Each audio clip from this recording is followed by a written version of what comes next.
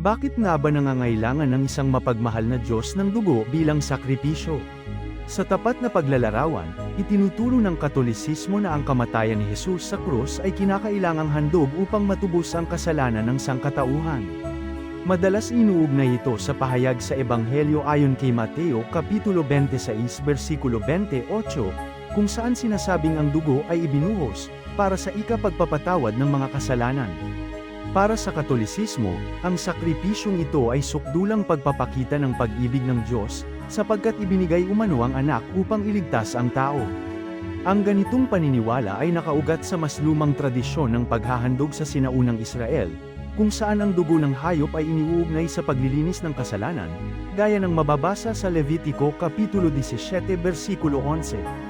Gayunman, sa masusing pagsusuri, makikita na ang ganitong logika ay hindi natatangi sa Kristyanismo.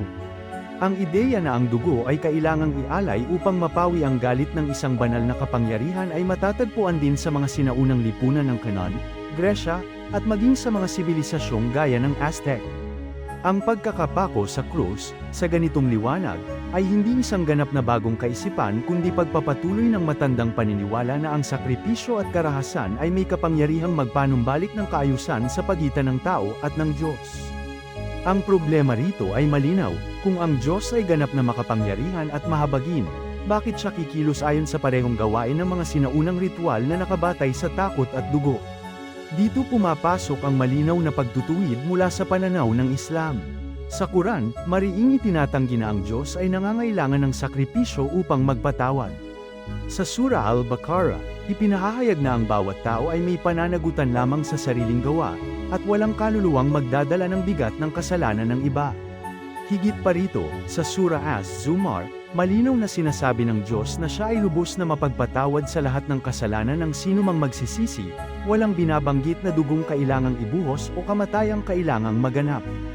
Ang awa ng Diyos, ayon sa Islam, ay hindi bunga ng karahasan kundi ng taos-pusong pagbabalik loob.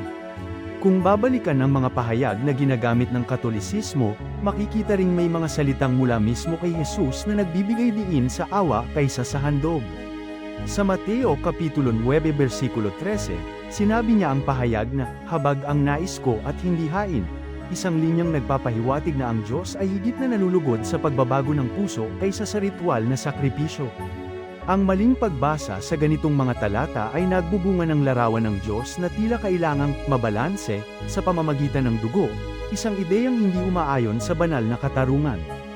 Sa Isaias Kapitulo 52 versikulo 13 hanggang Kapitulo 53 versikulo 12.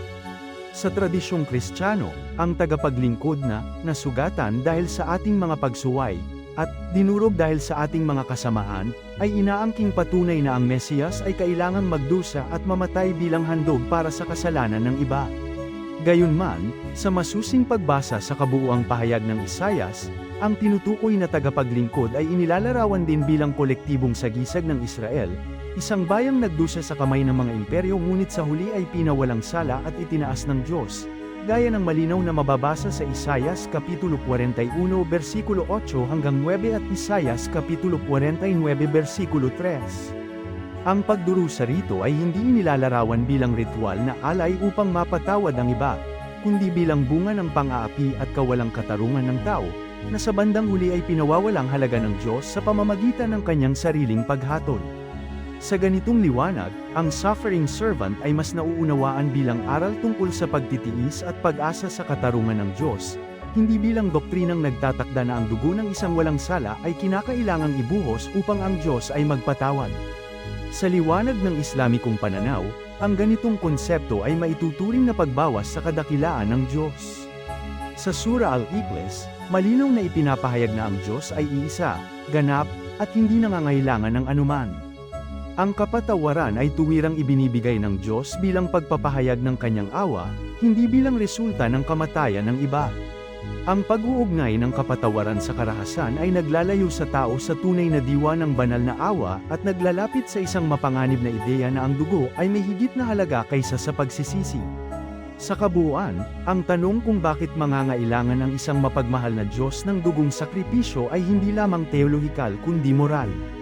Ang Islam ay nag-aanyaya sa mas payak at mas malalim na pag-unawa, Ang Diyos ay malapit, handang magpatawad, at hindi kailanman umaasa sa kamatayan upang ipakita ang kanyang habag.